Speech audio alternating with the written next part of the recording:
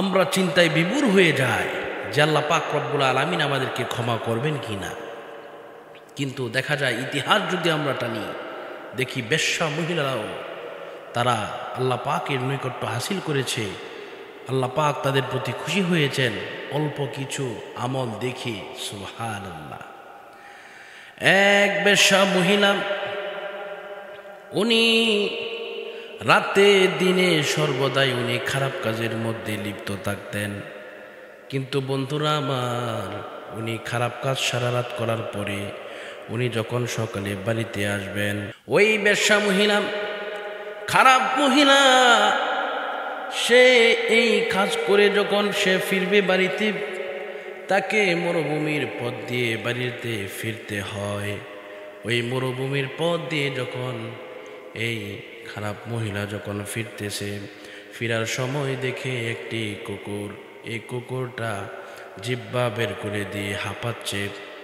ওই মহিলার দৃষ্টি যখন কুকুরের দিকে গেল, যাওয়ার পরে মহিলা বলতেছে, মনে মনে সে একটা চিন্তা করতেছে, আমি সারা জীবন তো খারাপ কাজের মধ্যে লিপ্ত ছিলাম, এখনো লিপ্ত। আহারে কুকুরটা কিভাবে পানির জন্য ছটফট করতেছে। না না না, আমি বাড়িতে পড়ে যাব, আমি এই কুকুরকে পানি পান করাইয়া এরপরে বাড়িতে যাব। সুবহানাল্লাহ। দেখবেন এই পৃথিবীর মধ্যে অনেক খারাপ মানুষ থাকতে পারে, কিন্তু এই খারাপের ভিতরেও কিন্তু ভালো মানুষগুলা রয়েছে। ভালো মানুষগুলার মনগুলা অনেক ভালো হয়। এই খারাপ মানুষের ভিতরে ভালো মানুষ যারা, তাদের মনটা অনেক পছন্দনীয় হয়, শুভ্র হয়। ওই মহিলা এই দৃশ্য দেখার পরে ওই মহিলা চিন্তা করতেছে পানি খাওয়াবে। একটু দূরে যখন আগাইলেন, আগায় দেখে আগে তো কল ছিল না, কোনো কিছুই ছিল না, শুধু কুয়া ছিল। কুয়ার ভিতর থেকে বালতি এবং রশি দিয়ে এইভাবে বালতিকে ফালানো হতো। এরপরে বালতি ভরে ভরে পানি পান করার জন্য, পানি খরচ করার জন্য উঠানো হতো। এই সময় এই কুয়ার কাছে যখন গেলেন, কুয়ার কাছে গিয়ে বালতিও পেলেন না, কোনো ধরনের রশিও পেলেন না। উনি চিন্তাত অবস্থার মধ্যে উনি পড়ে গেলেন। ওনার মনের মধ্যে চিন্তা হচ্ছে, না না না, দেরি করা যাবে না, কুকুরটা বেশি কষ্ট করতেছে।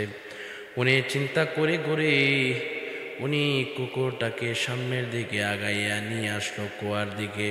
কুয়ার দিকে নিয়ে আইসা নিজের কাপড়টা খুলে ফেললেন, উলঙ্গ হয়ে ফেললেন।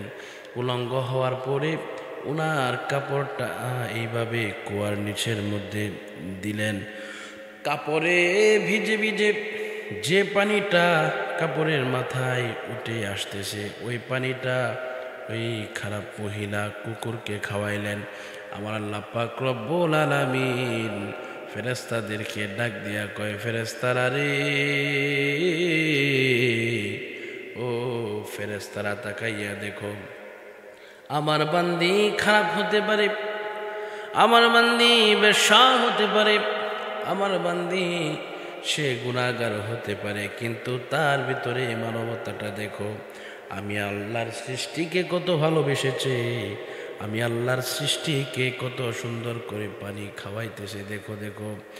ও ফেরেশতারা, তোমরা সকলে সাক্ষী থাকো, আমি আল্লাহ পাক রব্বুল আলামিন তোমাদেরকে সাক্ষী রেখে এই মুহূর্তে আমি বেশ্যা মহিলার আমল নামার মধ্যে যত পাপ ছিল, সমস্ত পাপকে আমি আল্লাহ পাক রব্বুল আলামিন ক্ষমা করে দিলাম।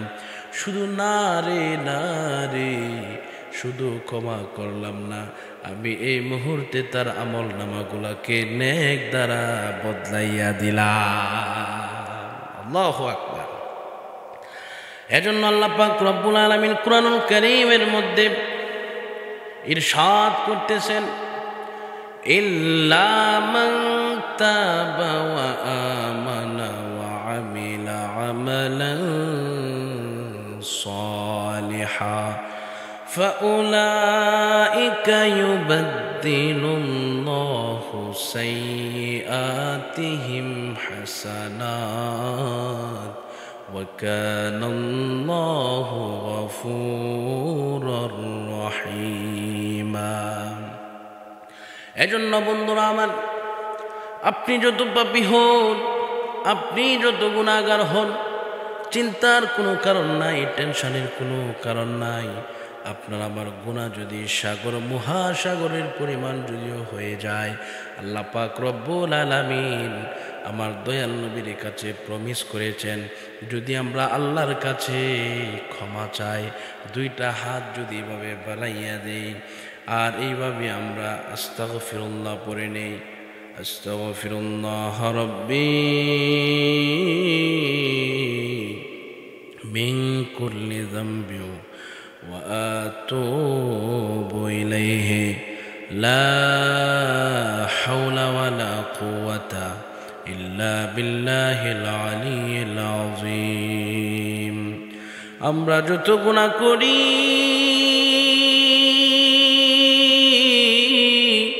আমরা যত পাপ করি, কিন্তু আল্লাহ পাক রব্বুল আলামিন প্রমিস করেছেন, আমাদের পাপের বিষয়টা যদি আমরা বুঝতে পারি, তাহলে আল্লাহ পাক রব্বুল আলামিন মুহূর্তের ভিতরে আমাদেরকে ক্ষমা করে দিবেন। পড়েন না, সুবহানাল্লাহ ওয়ালহামদুলিল্লাহ লা ইলাহা ইল্লাল্লাহ। নেই কোনো মাবুদ আল্লাহ ছাড়া, নেই কোনো মাশুক আল্লাহ ছাড়া, নেই কোনো মাবুদ আল্লাহ ছাড়া, নেই কোনো মাশুক আল্লাহ ছাড়া। আরশ কুরসি লৌহ কলম সবই যে তার পাগল পারা। সুবহানাল্লাহ ওয়ালহামদুলিল্লাহ লা ইলাহা ইল্লাল্লাহ। এরপরে যখন এই মেশা মহিলা, খারাপ মহিলা যখন পৃথিবী থেকে যখন বিদায় হয়ে যাবে, এমতো অবস্থায় যারা জান্নাতি দলের ফেরেশতা তারাও এসে হাজির হইলেন, আবার যারা জাহান্নামী দলের ফেরেশতা তারাও এসে হাজির হইলেন। দুই পক্ষের মধ্যে টানাটানি শুরু হয়ে গেল।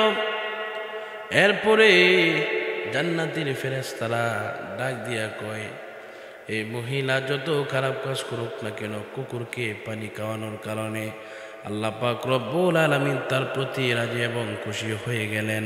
আল্লাহ পাক রব্বুল আলামিন তাকে ক্ষমা ঘোষণা করে দিলেন।